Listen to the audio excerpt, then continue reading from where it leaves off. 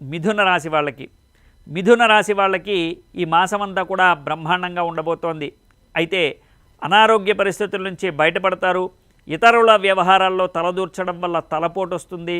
అదేవిధంగా ఎన్నో రకాలైనటువంటి ఇబ్బందుల నుంచి బయటపడ్డా కానీ సొంత విషయాల్లో కొన్ని ఇబ్బందుల నుంచి బయటపడడం కష్టం. ఆలోచనలు ఎక్కువ ఉంటాయి, అధిక శ్రమ ఎక్కువగా ఉంటుంది. చివరిదాకా కూడా కొన్ని విషయాలు తేలవు. అయితే మీరు మదనపడేటువంటి విషయాలన్నీ కూడా ఏదైనా పరిష్కార మార్గం కావాలి అంటే గురుచరిత్ర పారాయణ చేయండి, లేదా దక్షిణామూర్తి స్తోత్రం చదవండి. దానివల్ల మేలు జరుగుతుంది.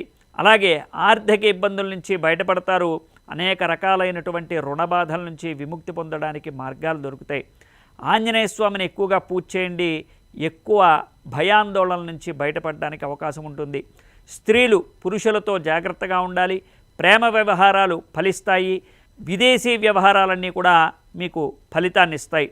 మంచి ఫలితాలు రావటానికి మిథున రాశి వాళ్ళకి చాలా మంచి అవకాశాలు ఉన్నాయి.